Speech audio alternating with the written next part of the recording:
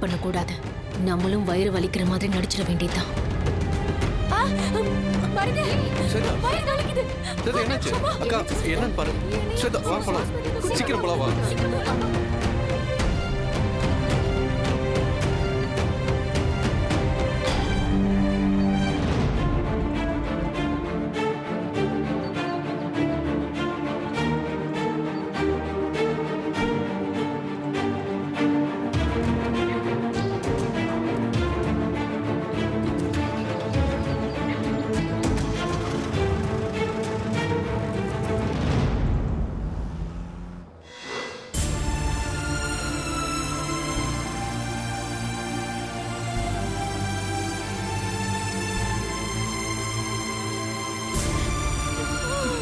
ஒரு நிமிஷம் sir. Nurse, doctor நீங்க ஃபார்ம் ஃபில் அப் பண்ணிடுங்க. Okay doctor. சார் நீங்க கூட்டிட்டு சரி வந்துருங்க. டாக்டர். மாமா ஒண்ணு வெளியில கொஞ்சம் பொறுத்துக்க போயிடலாம். சீக்கிரம் போங்க. கொஞ்சம் பொறுத்துக்கோ ஸ்வேதா. சீக்கிரம் அட்மிஷன் போட சொல்லுங்க. மேடம், இவங்களுக்கு பிரசவ வலி வந்திருக்கு, அட்மிட் பண்ணணும். இந்த ஃபார்மை ஃபில் பண்ணி கொடுங்க. ஒண்ணு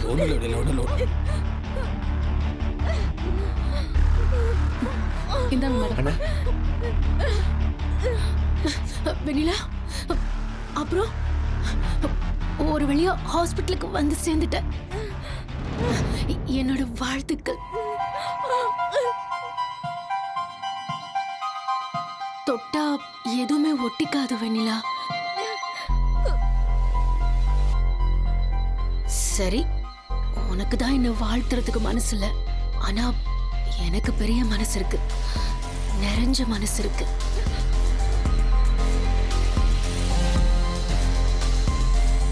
உனக்கு நல்லபடியா சுகப்பிரசவம் ஆகணும். அம்மா, நீ ரெட்டை குழந்தைங்களோட தாயும் செய்யும் நலமா இருக்கணும்னு மனசார வாழ்த்துற.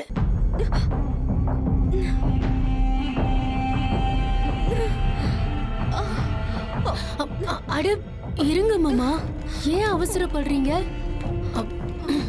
வெண்ணிலா, நான் இவ்ளோ தூரம் உனக்கு வாழ்த்து சொல்றேன். எனக்கு திருப்பி ஒரு வாழ்த்து சொல்லாம அமைதியா இருக்க? எனக்கும் சுகப்பிரசவம் ஆகணும்னு மனசார ஒரு வாழ்த்து சொல்ல. என்னை தொடதான் மாட்டேன், வாழ்த்தாவது சொல்லலாம்ல. அதுக்கு கூட உனக்கு மனசு இல்லையா? சரி விடு, பரவாயில்ல. உனக்கும் சரி மாமாவுக்கும் சரி, எல்லாருக்குமே என்னை பத்தின ஒரு பொய்யான நினைப்பு இருக்கு. பொய்யான கர்ப்பத்தை வச்சுக்கிட்டு குழந்தை பெத்துக்க போற மாதிரி நடிக்கிறான்னு தானே சொல்றீங்க. எனக்கு அப்படியெல்லாம் நடிக்க தெரியாது. ஆனா கத்திரிக்காய் முத்துனா கடத்தெருவுக்கு வந்துதானே ஆகணும். எப்படி இருந்தாலும் பொய் கர்ப்பத்தை வச்சுக்கிட்டெல்லாம் நடிக்க முடியாது. குழந்தை பிறக்கும்ல, அப்போ உங்களுக்கு தெரியும். யாராவது தைரியமா பொய் கர்ப்பத்தை வச்சுக்கிட்டு ஹாஸ்பிட்டல் வரைக்கும் வர முடியுமா? ஈஸியா அதை கண்டுபிடிச்சிட மாட்டாங்க.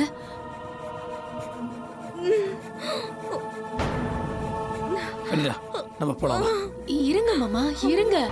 ரொம்ப அவசரப்படுறீங்களே. நீங்க வெண்ணிலாவை பாக்குறதுல மட்டும் ரொம்ப அவசரம் காமிக்கிறீங்க. என்ன கண்டுக்க கூட மாட்டேங்கிறீங்க. சரி, நீங்க யாரும் என்ன வாழ்த்த வேண்டாம். அம்மா, நான் குழந்தை பெத்து காட்டினதுக்கு அப்புறம் என் குழந்தைய வாழ்த்துறதுக்கு நீங்க எல்லாரும் கண்டிப்பா வருவீங்கன்னு எனக்கு நம்பிக்கை இருக்கு. வெண்ணிலா, நீயும் தான் கண்டிப்பா வந்து என் குழந்தைய பார்க்கணும், பார்த்து நீ வாழ்த்தணும். சரி, இவங்கெல்லாம் யாரும் என்கிட்ட பேச மாட்டேங்கிறாங்க. குழந்தைங்களா, உங்களுக்கு தம்பி பாப்பா வேணுமா இல்ல தங்கச்சி பாப்பா வேணுமா? நீங்க சொல்லுங்க, எனக்கு எந்த குழந்தை பிறக்கும்னு. என்ன பாப்பா பாக்குற, சொல்லு. உங்களுக்கு தம்பி பாப்பா தங்கச்சி பாப்பாலாம் பிறக்காது, பாம்பு குட்டி தான் பிறக்கும்.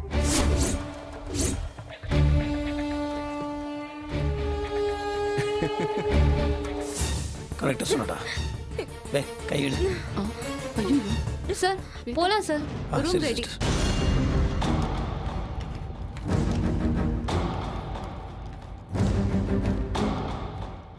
சார் உங்களுக்கு ரூம் ரெடி ஆயிடுச்சு வா வாங்க ஸ்வேதா போலாம் வா பாத்து பொறுமையா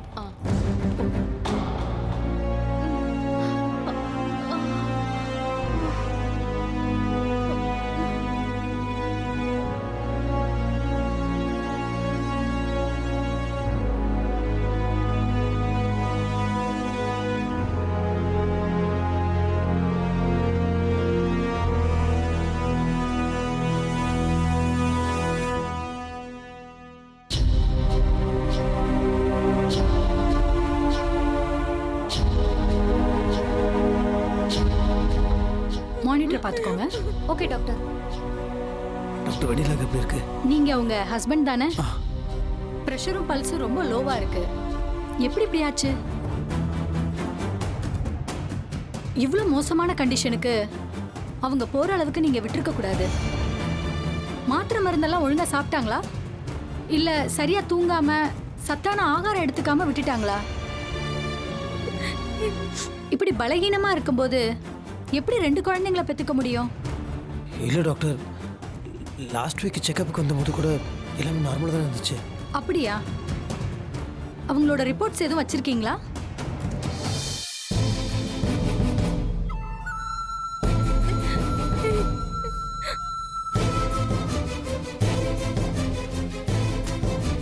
போன மாசம் செக்கப் வந்த வரைக்கும் நல்லா தானே இருந்தாங்க. இப்போதான் கொஞ்சம் ஃப்ளக்சுவேஷன்ஸ். என்னாச்சு? வீட்ல எதுவும் பிரச்சனையா? கர்ப்பிணியா இருக்கிறவங்களுக்கு வீட்ல அமைதியான சூழ்நிலை, சந்தோஷமான மனநிலை ரொம்ப ரொம்ப முக்கியம். வீட்ல ஏதாவது பிரச்சனையா? ஆமாம் டாக்டர், வீட்டில் சில பிரச்சனைகள் டாக்டர். ஆனால் அவனுக்கு பயப்படுற மாதிரி ஒன்றும் இல்லை டாக்டர். இப்போ என்னால எதுவும் சொல்ல முடியாது. சீஃப் டாக்டரை பாருங்க, அவங்க உங்களுக்கு எல்லாத்தையும் சொல்லுவாங்க.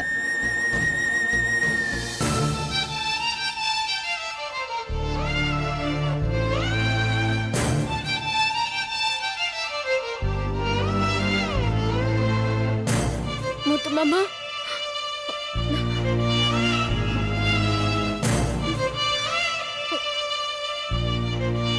என்னாச்சு முத்து மாமா? அது ஒன்றும் இல்லை, எல்லாம் நார்மலாக தான் இருக்கு, பிரச்சனை இல்லை. போ முத்து மாமா, உன் மூஞ்சி போற போக்க பார்க்கும்போதே தெரியுது. டாக்டர் ஏதோ பயப்படுற மாதிரி சொல்லிருக்காங்க. எதுவா இருந்தாலும் சொல்லு முத்து மாமா. ஒன்றும் இல்லைடா.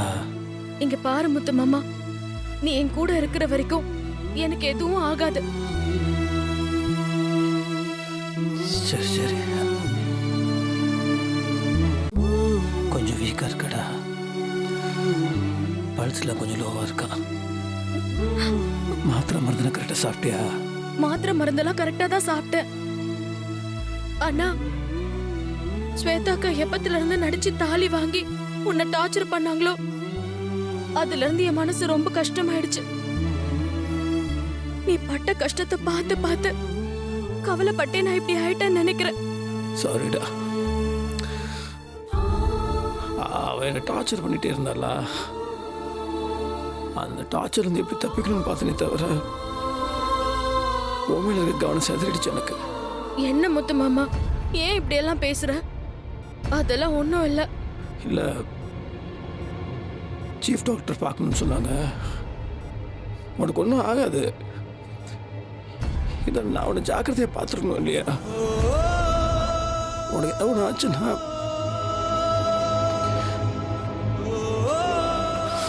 முத்து மாமா, பழக்கமா நான் தான் மனசொடைஞ்சு போவேன், நீ சமாதானப்படுத்துவ. இப்ப நீயே இப்படி பண்ணா என்ன அர்த்தம் முத்து மாமா? அதெல்லாம் ஒண்ணும் ஆகாது. இங்க பாரு, சத்தியமா சாவித்திரிய காப்பாத்தினதெல்லாம் அந்த காலத்து புராணம். இந்த சாவித்திரிய காப்பாத்த இந்த சத்தியவா நீயும் கூடவே இருக்க. எனக்கு எதுவும் ஆகாது, எனக்கு நம்பிக்கை இருக்கு. நான் தைரியமா இருக்கேன், நீயும் தைரியமா இருக்கணும் முத்து மாமா. கண்ணத்தோட முத்து மாமா.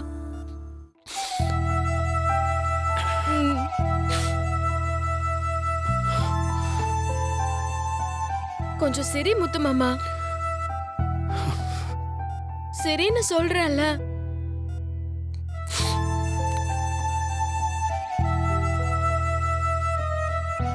முத்து மாமா, டாக்டர் சொன்னதை யார்கிட்டயும் சொல்லாத. தைரியமா இரு. நான் சீக்கிரமா நம்ம குழந்தைங்களோட தான் உன்னை பாப்பேன். இப்படி சிரிச்சுக்கிட்டே இருக்கணும். ஒரு வழியா முக்கா கிணறு தாண்டி ஹாஸ்பிட்டல் வரைக்கும் வந்தாச்சு. கண்டிப்பா நீ முழு கிணறையும் தாண்டிடுவல்ல? மருது, எனக்கு பிரசவம் பார்க்க போறது இந்த ஹாஸ்பிட்டல்ல இருக்கிற டாக்டர்ஸ் கிடையாது, நம்ம பர்சனல் டாக்டர். அதான் வழக்கமா நம்ம வீட்டுக்கு வந்து செக் பண்ணுவாங்கல்ல, அவங்க தான். அவங்கள நான் ஃபிக்ஸ் பண்ணியாச்சு. இந்த ரூமுக்கு, ஆபரேஷன் தியேட்டருக்கெல்லாம் பணம் கட்டி நம்ம ரெண்ட்டுக்கு எடுத்திருக்கோம். அவ்வளவுதான். ஹாய் ஸ்வேதா. Hi doctor. எப்படி இருக்க? Yes, I'm fine, thank you. நீங்க இருக்கும்போது எனக்கு எதுக்கு கவலை? மலை மாதிரி நீங்க இருக்கீங்க, உங்களை நம்பிதான் நான் இருக்கேன். அதெல்லாம் ஒரு பிரச்சனையும் இல்லை ஸ்வேதா, நான் பாத்துக்கிறேன். டாக்டர், அவங்க எல்லாரும் நடந்துக்கிற விதமே தப்பா இருக்கு. ஒரு விஷயம் மட்டும் புரிஞ்சுக்கோங்க, இந்த குழந்தைய வச்சுதான் என் எதிர்காலமே இருக்கு. என்ன முத்தரச மாமா பொண்டாட்டிய முழு மனசோட எல்லாரும் ஏத்துக்க போறது இந்த குழந்தையால மட்டும்தான். எனக்கு புரியாத ஸ்வேதா, எனக்கு எல்லாமே தெளிவா புரியுது. ஓ, இப்போ நீங்க என்ன பிளான் பண்ண போறீங்க? அது அந்த நேரத்துல இருக்கிற சுச்சுவேஷனை வச்சுதான் சொல்ல முடியும். வெண்ணிலாவுக்கு ஆபரேஷன்னா உனக்கும் ஆபரேஷன் தான், வெண்ணிலாவுக்கு சுகப்பிரசவம் தான் உனக்கும் சுகப்பிரசவம் தான். புரியுதா? டாக்டர், எனக்கும் மாமாவுக்கும் நடக்கிற இந்த யுத்தத்துல நான் ஜெயிச்சே தீரணும். வெண்ணிலாவுக்கு போட்டியா நானும் தாயாகணும். நீ கவலையே பட வேண்டாம். இந்த ஹாஸ்பிட்டலை விட்டு நீ போகும்போது கண்டிப்பா முத்தரசன் குழந்தைக்கு அம்மாவா தான் போக போற. கவலைப்படாம இரு. சரி ஸ்வேதா, நான் போய் மத்த ரிப்போர்ட்ஸ் எல்லாம் பார்த்துட்டு வரேன். சரி, நீ ரெஸ்ட் எடு. தேங்க்ஸ்.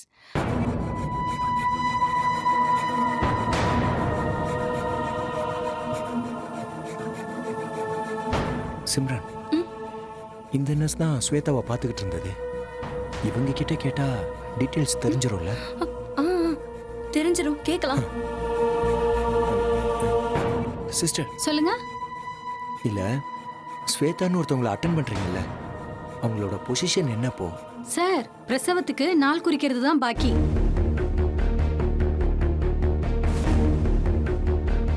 டாக்டர் ஃபைனல் செக்கப்லாம் முடிச்சிட்டாங்க. சுகப்பிரசவம் ஆகுமா, ஆபரேஷன் பண்ணணுமான்னு டாக்டர் தான் டிசைட் பண்ணுவாங்க sir. Thanks sister. Okay sir. நடக்கிறதெல்லாம் பாக்குறப்போ எனக்கு ஒரே குழப்பமா இருக்கு. ஒரு பொண்ணு என்ன டிராமா வேணாலும் பண்ணலாம், ஆனா நிச்சயமா கர்ப்பிணியெல்லாம் நடிக்க முடியாது.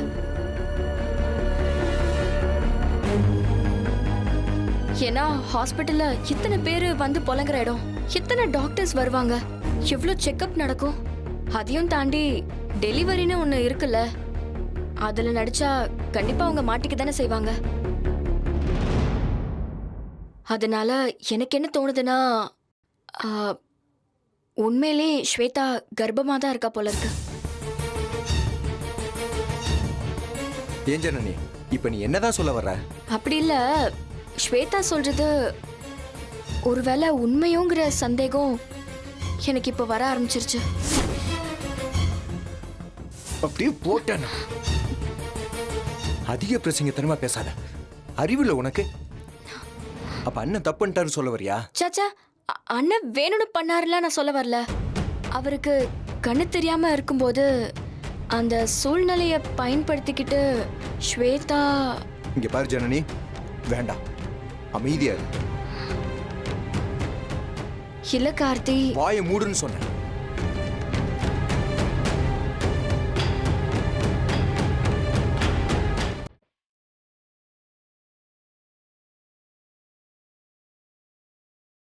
சார், ஃபைனல் ஸ்கேன் எடுக்கணும், சீனியர் டாக்டர் பார்க்கணும்னு சொல்லிருக்காங்க. வாமா. சிஸ்டர் ஒரு நிமிஷம், நான் கூட்டிட்டு வரேன். இல்ல சார், டாக்டர் எங்களே தான் திட்டுவாங்க. அதுக்கு இல்லை சிஸ்டர், என் பொண்ணாட்டோட வழியை நான் ஏற்றுக்க முடியாது. அவள் சுமக்கிற சுமையை என்னால் சுமக்கவும் முடியாது. அவளுக்காக ஏதாவது பண்ணணும்னு ஆசையாக இருக்கு. அட்லீஸ்ட் இந்த வீல் சேர் எது நான் தள்ளுறேன், நான் பார்த்துக்கிறேன்.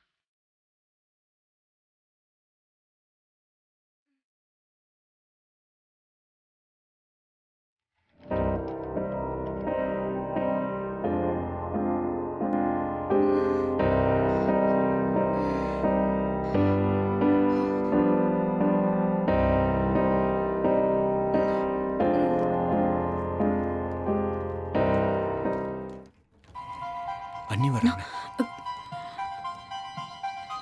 மாமா என்னாச்சு? வெண்ணிலாவை எங்க கூட்டிட்டு போறீங்க?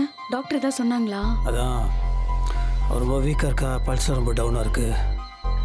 ஸ்வேதா நாடகம் ஆடி அவளை டார்ச்சர் பண்ணி ஒரு மாதிரி ஆகிட்டா போட்டிருக்கு.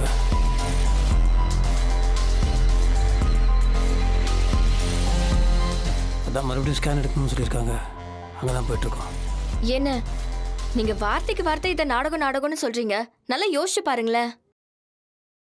ஒருவேளை ஸ்வேதாவோட கர்ப்பத்துக்கு நீங்க காரணமா இருக்க வாய்ப்பு இருக்கான்னு யோசிச்சு பாருங்களேன்.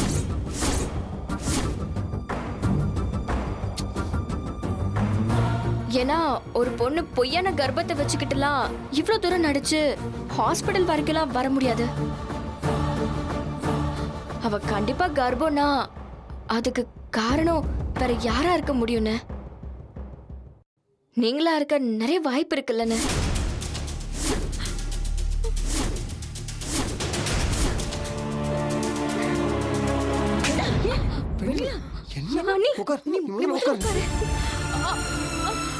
என்ன பண்ணிட்டு இருக்க நீ?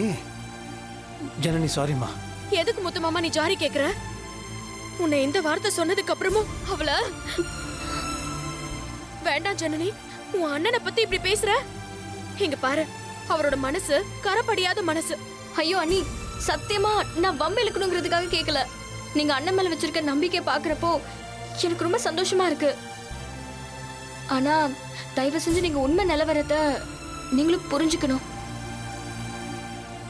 ஒருவேளை ஸ்வேதாவுக்கு குழந்தை பிறந்து டிஎன்ஏ டெஸ்ட்ல குழந்தை அண்ணனுக்கு பிறந்ததுன்னு வந்தா அது நீங்க தாங்கிக்கிறதுக்கு தயாரா இருக்கணும். அதனால தான் நான் சொன்னேன். அப்படி நீ சொல்ற மாதிரி ஒண்ணு நடக்கிறதுக்கு வாய்ப்பே இல்ல. அப்படி மட்டும் ஏதாவது நடந்துச்சு, அதை தாங்கிக்கிறதுக்கு என் மனசுல தெம்பும் இல்ல, என் உடம்புல உயிரும் இருக்காது. ஐயோ அண்ணி, வெண்ணிலா அமைதியார். வெண்ணிலா என்ன ஜனனி நீ? எந்த நேரத்தில் என்ன பேசணுன்ற விவஸ்தையே இல்லை பாரு உனக்கு. என்ன விடு, அவளை பற்றி கொஞ்சம் யோசிச்சு பார்க்க மாட்டியா? அவள் எந்த நிலைமையில இருக்கா? ஒன்றும் இல்லை வெண்ணிலா, வா பணம் அண்ணா அண்ணி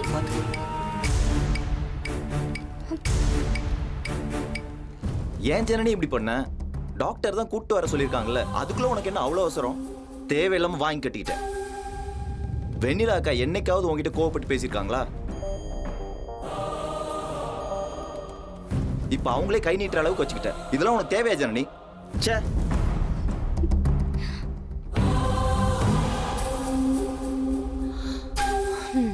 ஸ்வேதா, டிஃபன் வந்துரும். எந்திரிச்சு கை கழுவிட்டு வந்து உட்காரு, சாப்பிடலாம். ஹேய், குழந்தை பெத்துக்கிறதுல கூட கஷ்டம் இல்ல, இத மெயின்டைன் பண்றதா ரொம்ப கஷ்டமா இருக்கு. வீட்ல இருக்கிறப்போ இவ்வளவு சிரமம் தெரியல, இங்க வந்ததுக்கு அப்புறம் தான் ரொம்ப பெரிய சிரமமா இருக்கு. ஸ்வேதா, இதெல்லாம் உனக்கு பெரிய விஷயமா? நீ நினைச்சதை சாதிக்கிறதுக்கு மண்ணுக்கடியிலே படுத்து எந்திரிச்சு வந்தவ. இதெல்லாம் ஒரு பெரிய விஷயமா உனக்கு? ஆமா, எவ்வளவோ தாண்டி வந்துட்டேன். கடைசி படிதானே, இதையும் தாண்டிடுறேன், பாத்துடலாம்.